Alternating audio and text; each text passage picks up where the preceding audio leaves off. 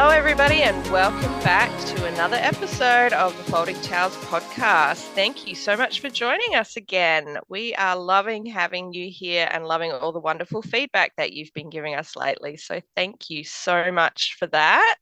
David, how are you? Oh, look, to be honest, I've been a little bit better. I've just come back from holiday. If you listen to episode 15, we took a bit of a break. So I've come back from holiday. I stayed with friends where they had freshly painted their house, and it is wonderful to stay with friends, I have to say. I have a bit of a paint sensitivity, and now I sound a bit like Kamal, channeling my deep, soothing voice today. You still sound amazing to me. Oh, why, thank you.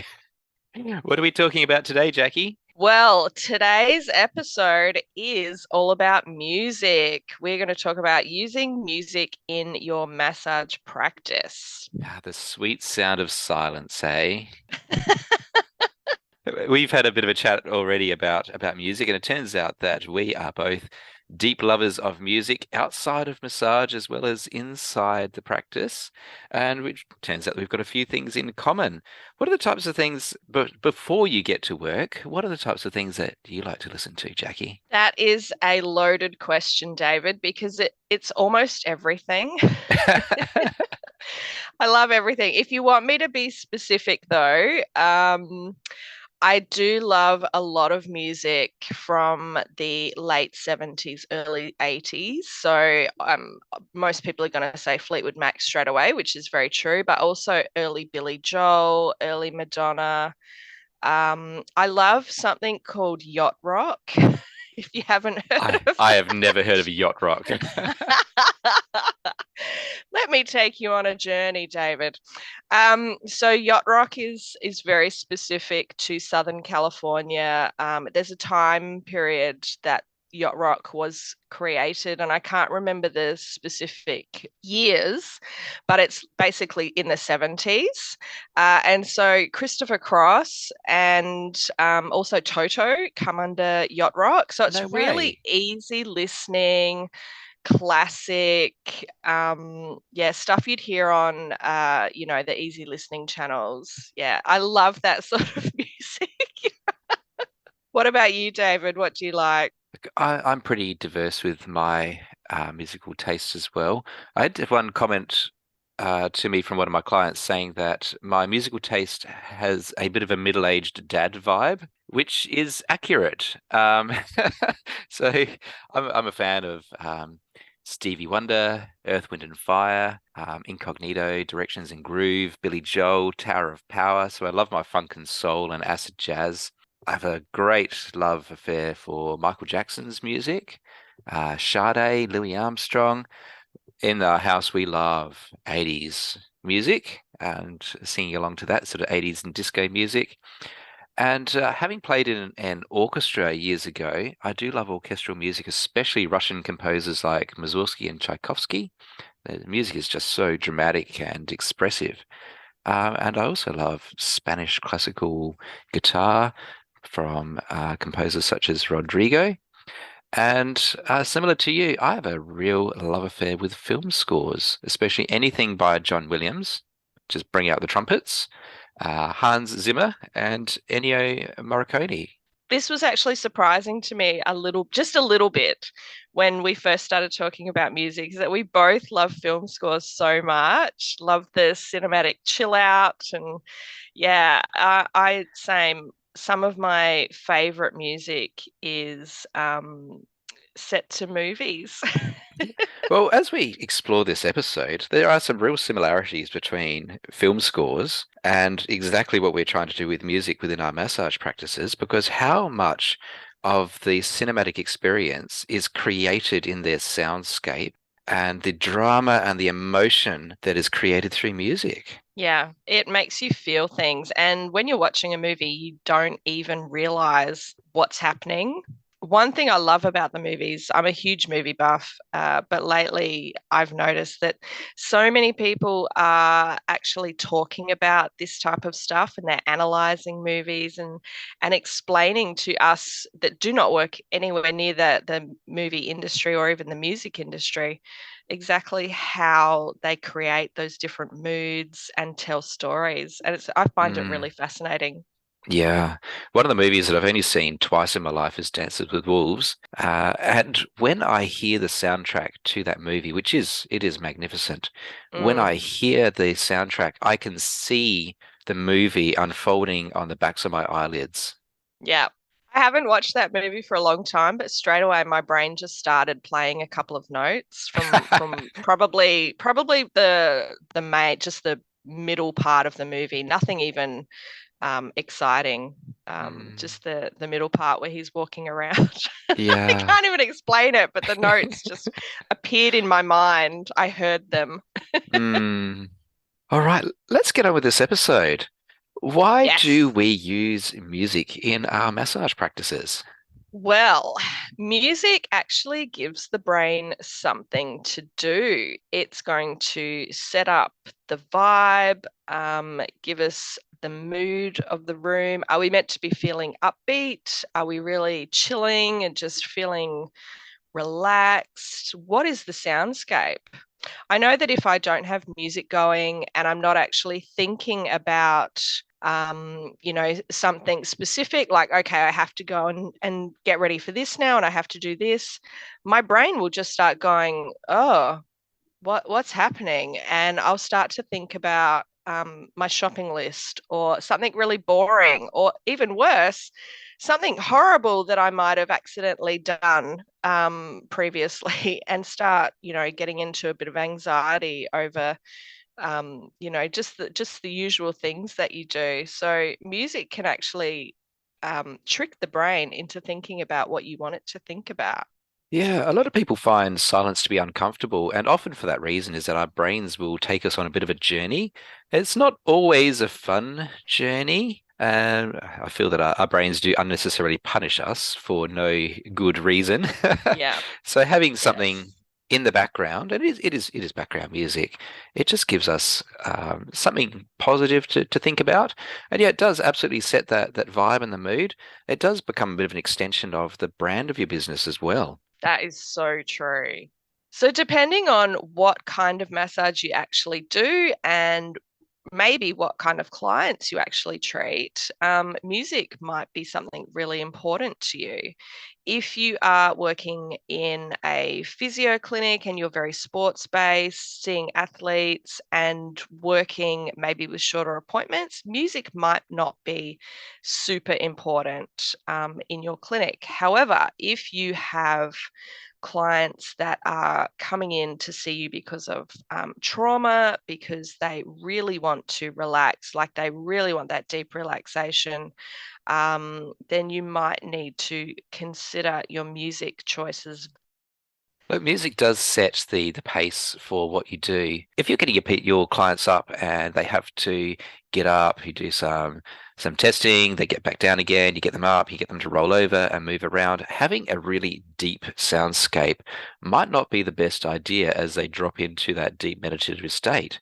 And so choosing something which is a bit more upbeat is probably appropriate for that style of massage. But let's say you practice in a style such as Lomi Lomi massage, which is very rhythmic and flowing. Well, that is often done to the pace of the music, and having a consistent tempo and a particular style of music is integral to that treatment style. When we were in massage school learning about lymphatic drainage, David, we were actually told a similar thing because lymphatic drainage is the movements are very slow and you don't want them to be quick movements. You really need to move at a set pace that coincides with how the lymphatic system is moving. And I can't remember what the song was that we were told to work at that pace, but yeah, it was the same. That slow rhythm really helps you, and the music that you put on can really help you to work at that nice slow tempo for lymphatic drainage. When I first started massaging, I had a couple of albums. They were, oh, I can't remember who the artist was now. It was licensed free music, and they were designed specifically for the health and wellness space. And they were exactly 1 hour long. The tracks were more or less 12 to 15 minutes each. And so I could use that uh, the length of the track to know where I was supposed to be in the massage routine. And the tempo of the music changed throughout that hour. So at the start, it was a bit more flowy, a bit more free glowing. By the time you were into the middle of this soundtrack, it was really slow and deep, and you could feel the clients' breathing change. You could see their tissues relax and them kind of melt into the table. And then that last 15 minutes was slowly transitioning back to a state of more liveliness. So it was just a really interesting use of the music to set the mood and take them in and out of the space that they wanted to be in. That is amazing. I actually felt that like my body having been on the table many times, my body just went, "Oh wow, that is amazing. That is really cool." We can use music to provide that the space for the client to kind of semi-exist in. Uh, And in your own use of music, you'll have music that you know, which you just, when you turn it on, like your mood is either lifted, or you feel that real sense of chill, or maybe it peps you up, or maybe you've got your specific running beats. Running beats are one of those really popular soundtracks to download, where that sort of 100 beats per minute is like, yeah, I'm in the zone, and I can keep my stride to it, and it makes me feel really positive. So we know that music has a real deep connection with our emotion. And often within massage, we'll use a soundtrack which is more around balancing out stress and anxiety and creating that really soft and subtle space. But music, it does regulate our autonomic nervous system. And just as a bit of an anecdote, my dad had some surgery recently, and in recovery, he was listening to one of Beethoven's symphony, and Beethoven, he's quite dramatic in his works. And the staff have come running over to him, Mr. Clayton, are you okay? His heart rate had elevated into the 170s. His blood pressure was quite high. He's like, I feel fine. I'm feeling grand right now, apart from the drugs. And it's like the music is just so dramatic. My body is responding to that. I love it. And he loves the excitement that comes out of that music. That is quite hilarious. I love that. So tip for being in hospital, have something more calming. Some calm music, yeah.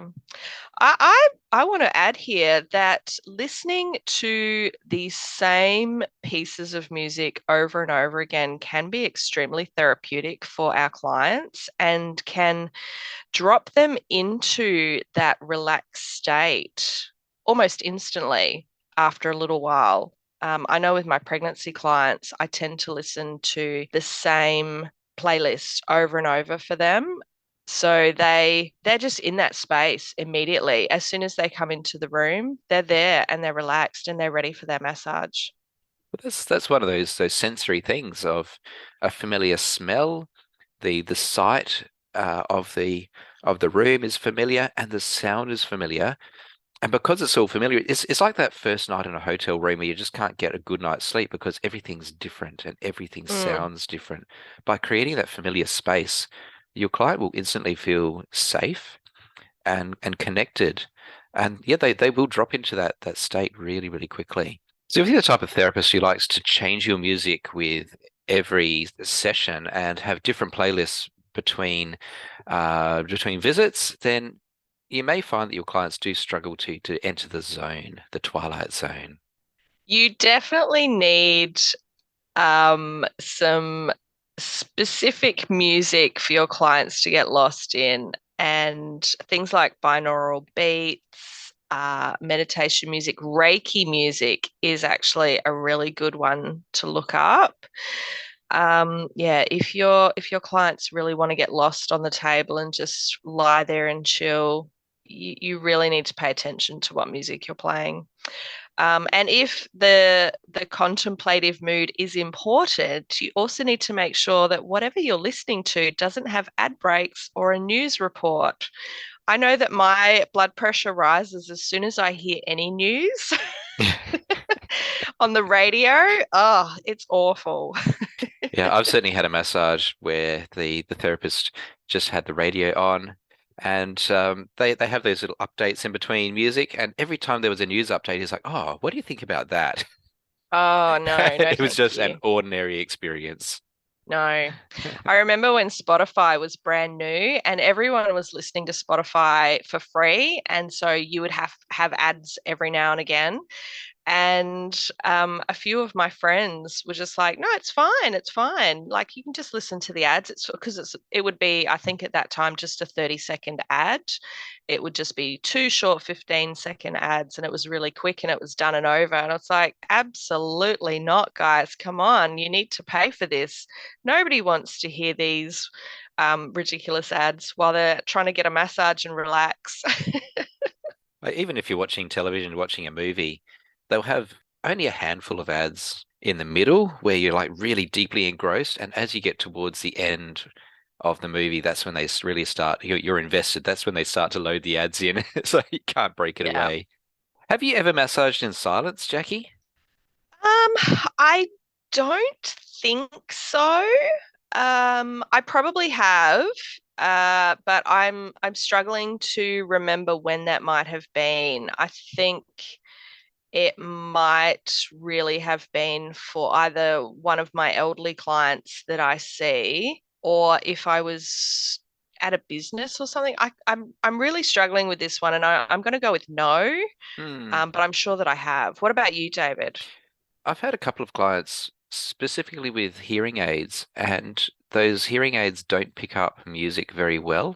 Um, and all they hear is just like chirping and just really annoying sounds. As they specifically asked for there to be no music in the room, which I happily do.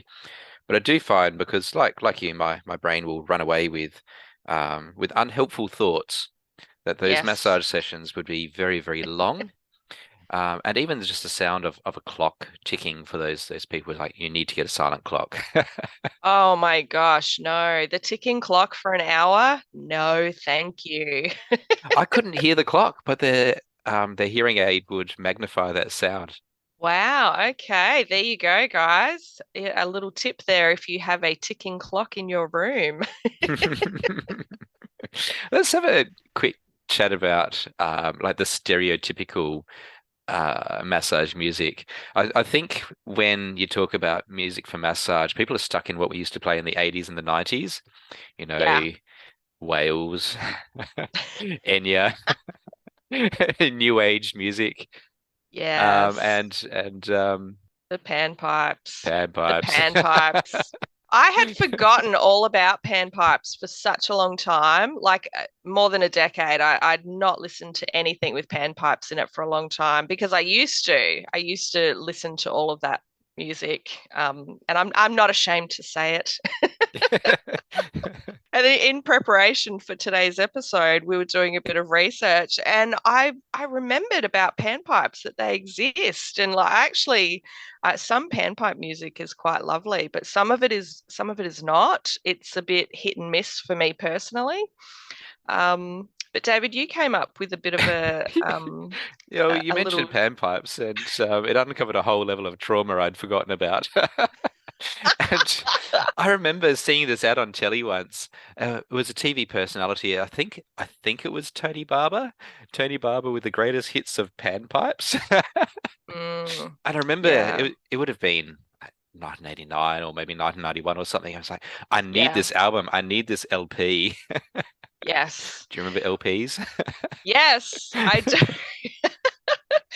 That really sums up the very early 90s music right there for the whole new age, yeah, a little bit White Witch, kind of dolphins and whales and Enya was a staple. And like I personally actually love Enya. I love her music. I haven't listened to it for ages, but I used to do massage to Enya. So I apologize to all of my previous clients about that. Loosely related, but not quite panpipes. There's an Australian duo that I follow through Facebook. Their music is beautiful. It's not a panpipe. It's a wooden flute of sorts. So in your spare time, look up a group called Sacred Earth. They're a little bit hippie, I guess, in their personality, but their music it is beautiful. Oh, interesting. I have to look them up. Do you listen to any of that stuff now, David, or have you moved past whale sounds? I've definitely moved past whale sounds. Another life, I worked in a tourism information center, and they had one of those soundboards back when the new age music was a very popular thing to buy in tourism centers, and sounds of the rainforest and sounds of the ocean. So I listened to that for 8 hours a day, every day for a few Yeah. years. I can't bring myself to listen to natural sounds, particularly if you needed to concentrate and there's the sound of trickling water in the background. Can you imagine an hour and a half or 2 hours of massage with the sound of trickling water? No, we've definitely hit middle age now, David. Yeah, my bladder is not that great anymore. Oh No, I don't listen to gosh. those things. I do listen to a bit of the new agey stuff from time to time, and specifically if I'm trying to concentrate on something or I just want to be in a bit of a deep space myself for personal reasons. There are Yeah. some of those soundscapes that I do love to play. There is some beautiful music available now, that is it kind of edges on that new age style, but it's not. I don't think you'd really label it as such. And there's some beautiful stuff and some wonderful artists out there that once you find them, you're like, how does everybody not know about this person or this group? It's just amazing. So yeah, if you have any particular indie artists, let's say, Mm. particularly Australian artists, yeah, let us know because we're always looking for new music. Because as David just mentioned, after a little while, you just can't listen to particular things anymore because you've spent, 3,000 hours this month listening to some one particular song. You just like never again. I can never play this ever again. I'm sorry. I just want to give a shout out to Justin Hunter. Have you come across Oh, Justin Hunter? yes. Absolutely. Yeah. Yeah. An Yeah. Australian pianist. I think he's in the Blue Mountains. We listened to one of his albums non-stop when I was in a student clinic, Yeah. learning massage. And I remember one of the lecturers saying that to get himself um, found. So he'd recorded his albums and then he posted his albums to massage therapists all around Australia, just saying, if you like my music, here's my album. Maybe you'd consider paying for it, but it's here as a gift anyway. Yeah. Yeah. I definitely have listened to some of Justin's music and it's beautiful. It is just Yeah, stunning. He's very talented. he Yeah. is. Yeah. Really lovely. Justin, if you're listening, which you're probably not, maybe we'll tag you in our Facebook post.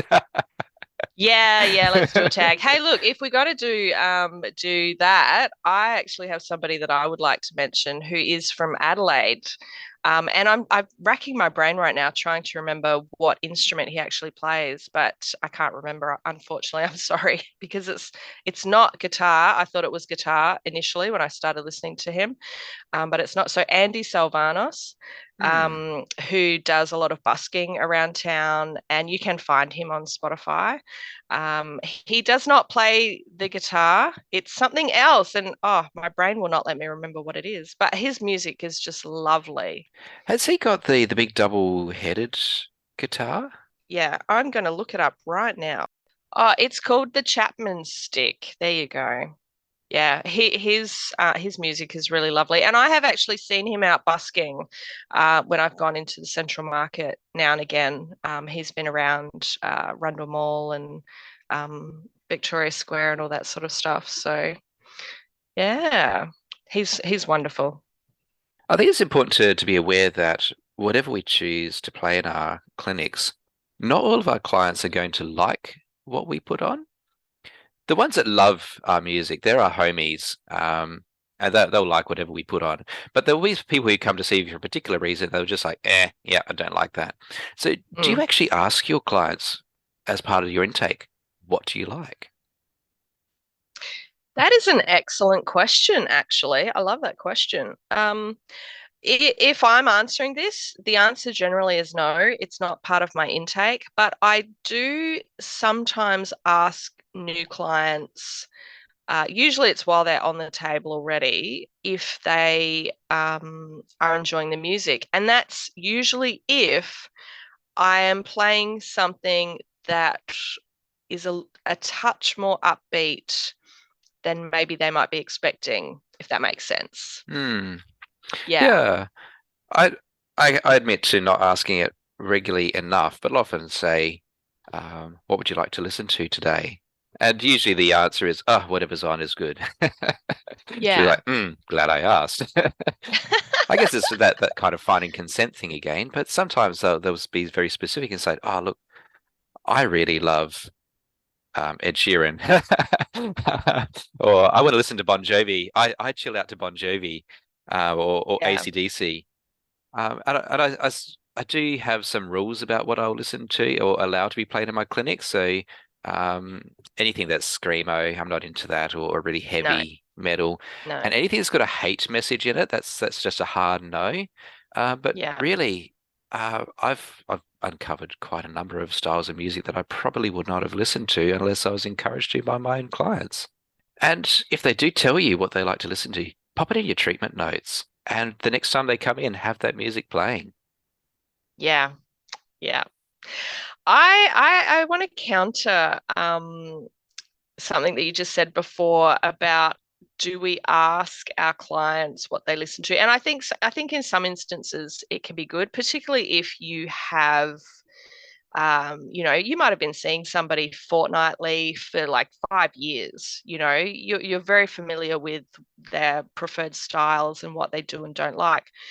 Um, but I would also counter that. And there's some instances that you are, I guess, the boss of the massage. I know that's a really awful way to say this, but it should be up to us to say, hey, you've come in and you really want a really chill out session and you want to just relax so much. So that the client is not necessarily going to be able to choose some great relaxing music. And to bring you back to your point about your dad listening to some really lovely Beethoven, which brought his blood pressure up and what have you after surgery. But a lot of people, and I do it as well. I have some fantastic music that makes me feel calm and centered and relaxed. But it is actually not relaxation music at all. And sometimes the vibe of those songs can be a bit negative or can talk about traumatic experiences. Yeah, so Yeah, I had someone comment to me about my music at one point. I had this playlist which I just thought was really chill, and she's like, "You've got to change your music." So why? Have you listened to the lyrics? And she said, "Everything that has been played today is just so depressing." oh, Well, she was right when I actually sat and listened to the lyrics, and there'll be yeah, plenty of massage therapists out there who say, "Do not play anything with lyrics because people will focus on that." And it yes, is a bit of a line to walk, a fine line to walk, about whether you have lyrics or whether you just have instrumental.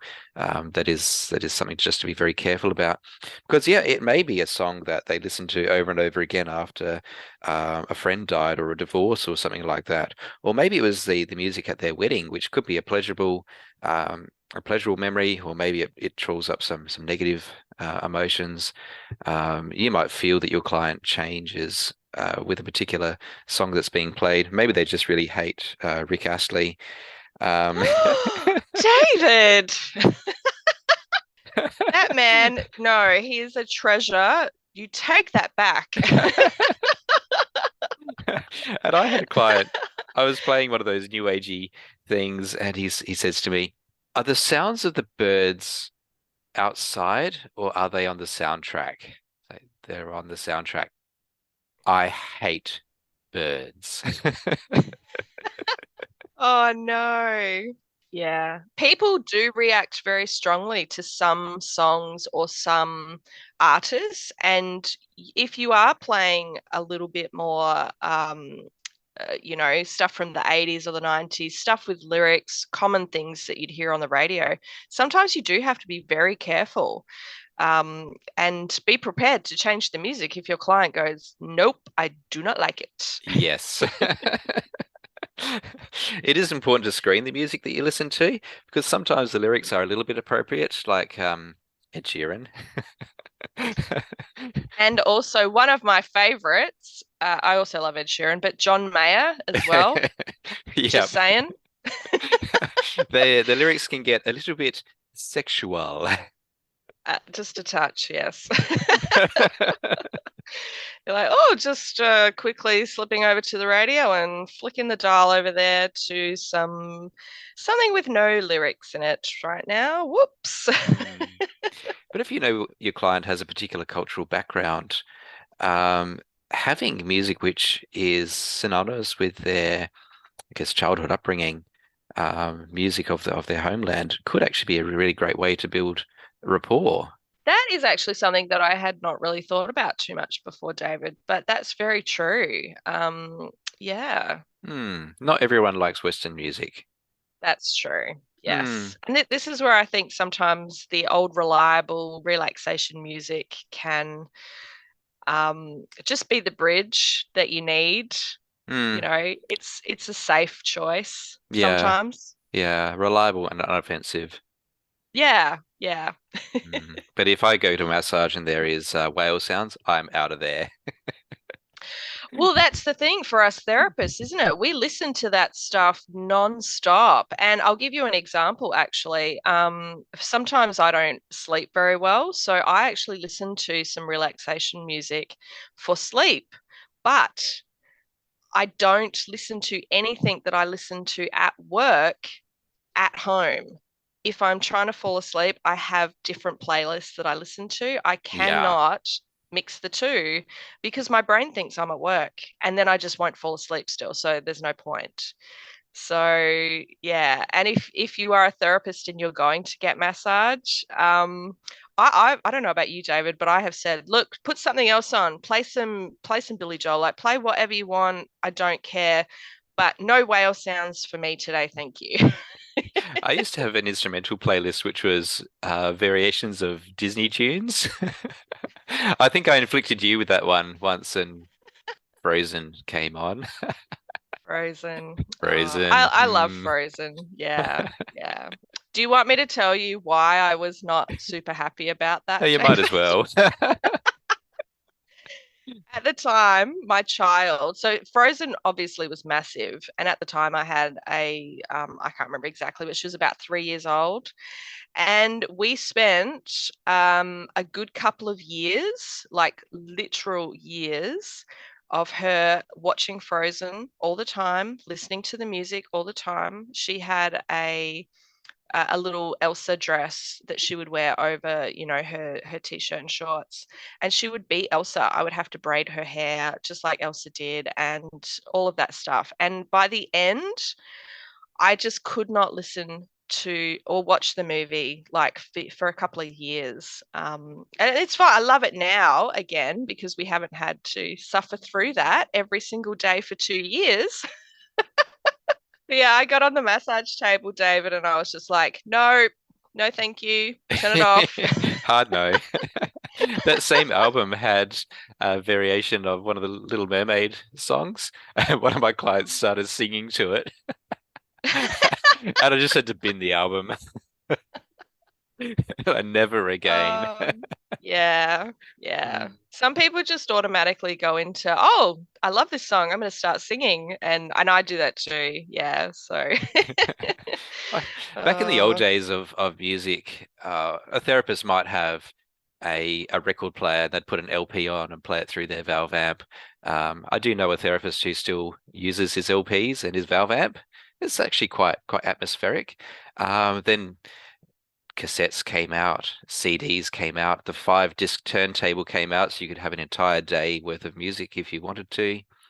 Then MP3 players became a thing, and there was all the pirate music flying around the place. And now we're into this era of streaming where literally anything you want is at your fingertips. yes. Yeah, for a few dollars a month, you can listen to any music you want. And there's so many different streaming services as well. Not only is there Spotify, which we've already mentioned, but there's Apple Music. And I think those two are probably the biggest ones for us as therapists. but you've also got YouTube Music, and you can actually have a subscription to that so that you don't get the ads, which are super annoying. I must admit, I do listen to some music at home on YouTube, and the ads just irritate me so much.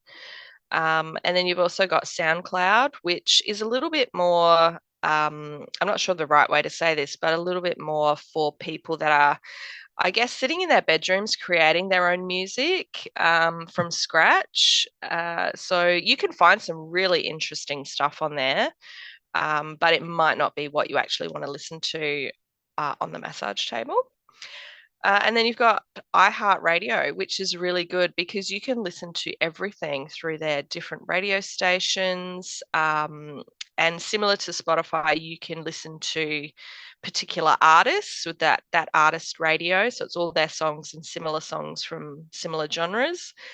So I think you can pay for iHeartRadio as well, David. I'm not 100% sure on that. Yeah, I'm pretty sure you can Okay. because it has ads as Um, well. That's what I was thinking. I was pretty sure that it had ads. So I guess there's a subscription service as well for iHeartRadio, but might have to look into that a bit more. And then you've also got things like Amazon Music, and there's a couple of other really interesting platforms as well that you can stream from, which is kind of streaming is kind of a little bit controversial at the moment, because as we're recording this, the over in the US, they're having a lot of strikes at the moment. Well, they're having a strike at the moment with the Writers Guild and the Actors Union, and it's to do with how they're paid with for their residuals and Mm, everything. And this is a little bit off topic, but it does come into that there are a few rules that we kind of have to be aware of in that we should actually be paying for our music. And it yeah. used to be that we could just buy a CD, we'd pop it in the turntable. Absolutely, we know that that money has gone to the artist.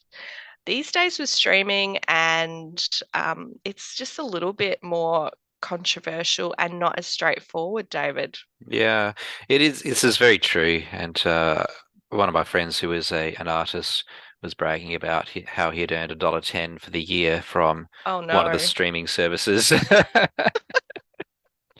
Um, for really popular Uh, music that might be streamed over and over and over again, yes, the royalties are there, and those everyone's taking a clip from the royalties, whether it be the streaming service itself, which you might be paying, say, $20 a month for, or maybe a bit less, and the label, who's done the recording, the artist who's performed it, the person who wrote the music. Maybe it's someone who's done a cover, so there's royalties going to that person as well. There's not much left over for the performer themselves. yeah. Streaming has really changed the whole conversation about this, particularly this year. So it's not always straightforward. And my husband used to love that he could go to a concert, he'd buy a CD, he'd buy a t-shirt. He would absolutely know that that money was going to the artist. And he still does that now. But with streaming, yeah, there's a little question mark up there that says, well, where is my money actually going? Mm. Yeah, little bit tricky. Yeah, it's certainly a valid question. And here in Australia, if you were going to be playing commercial music in a business, that doesn't matter whether you are in a multi-practitioner business in leased premises, or whether you are mobile and going into people's houses, or whether you're based in a bedroom at home. We are supposed to be paying for a license for the rights to play commercial music. And those licensed people are the ones who are managing the payment of royalties. It is a bit blancmange. It's a bit vague as to how that Yeah. system all works. And I guess at least with streaming, the streaming services can tell you exactly how many times a particular track has been played, and that's how they're supposed to be calculating their royalties. It was a little bit more difficult with a CD and a commercial premises of how often is it being played. It is supposed to be a bit easier now. Who knows? It's a complex and very Loose area. Yeah. And that's not our zone of genius either. We don't know how that works. We massage therapists. We don't understand the music business, most of Hmm. us. So yeah, Yeah. it's a tricky one. Hmm. Well, let's move on from that depressing topic and let's talk about some playlists that we actually like. Yes. All right. One of my favorites that I actually listen to for sleep is called, so this is all on Spotify. It's called Floating Through Space. I really love the atmospheric ones for sleep, and I do have a couple that I listen to. Those real dreamy vibes that my clients love. So I do love all of those atmospheric chill and yeah, those ones that are really they just it's almost like white noise, but it's not white noise, if that makes sense. Hmm. Yeah. Um, I have so many playlists that I love, and I actually listened to one that is, I think it's the official Bridgerton soundtrack. I listened to that at work as well, which is really interesting. That one in particular is a lot of it is modern music that is done by a string quartet. And so if you've watched the Bridgerton series on wherever it's streaming, Netflix or whatever, it's really interesting once you start listening to that. And I actually It's had one of really my cool. it is. I love it. I had one of my long-term clients. I played it for her once I'd found this particular playlist, and I played it for her during a massage. And she kept saying, "Is that Nirvana? That's Nirvana." And then the one that we recognized right away was a Miley Cyrus song. It was like, oh, but it's done by a string quartet, and it's just such a really nice way to listen to, an alternative version of music that we all know and love. So yeah, Hmm. those are really interesting. What about you, David? I've got a few albums. One is simply called Mellow Massage. Uh, I found one last night which I was really getting into with my clients, and it was just called Sweater Weather Instrumentals. Oh, So wow. yeah, just like warm and soft and gentle. Calming instrumental covers is another that I like to listen to. There's a few coffee house albums, like Your Favorite Coffee House, and Coffee and Chill, Fireside Acoustic, instrumental guitar focus. All of those are pretty soft and gentle. And then really it comes down to whatever the client wants to listen to. I'm quite happy to put on, noting my rules above. There are some really cool indie and coffee house type playlists that you can find. Yeah, I do love listening to that as a bit of an alternative to traditional relaxation music that doesn't have any lyrics to it, that's really super chill out. If you want something a little slightly more upbeat, that style of music is really lovely. What are some of the keywords that people can search for if they're looking for some new and exciting music to play in their practice? New and exciting music. Hmm. Oh gosh, there's tons of keywords, some of which we've already mentioned. So I'm just going to run over a few of them again. So you've got things like binaural beats, Reiki music, and obviously your staples like meditation, relaxation, massage music. But if you look for instrumental covers and things like atmospheric calm, chill out, oh my gosh, like there's just so many. Yeah, deep concentration, rainforest, chilled, classical, piano, guitar, tranquility, peace. Are you into handpans? I actually love that style. Like some of it is interesting, and I can't remember who the artist is. But there's a couple of people that are doing. I guess they're like it's not super metal music like in the traditional sense of metal. But more like very modern metal, which is a little bit rocky. There's a little bit of there's just so many interesting people, but some of them have the hand drum in their music as well. And it's just so interesting to listen to because sometimes you have this beautiful, deep, melodic voice that's singing, and it's almost like chill out music. And then the voice changes and it becomes this really traditional kind of deep, reverberating metal, like, you think you're listening to Metallica all of a sudden. And it's just, there's just some amazing artists out there. So yes, I do.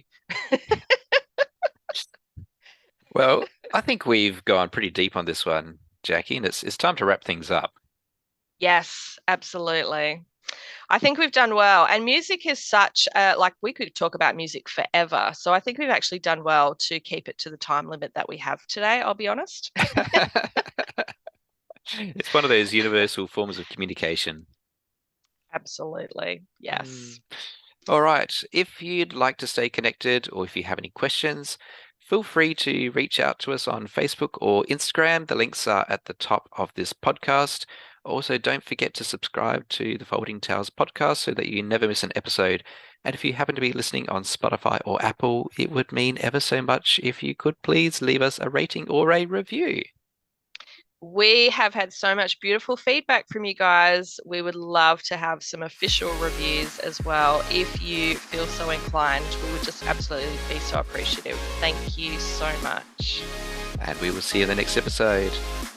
Bye, everybody. Bye bye.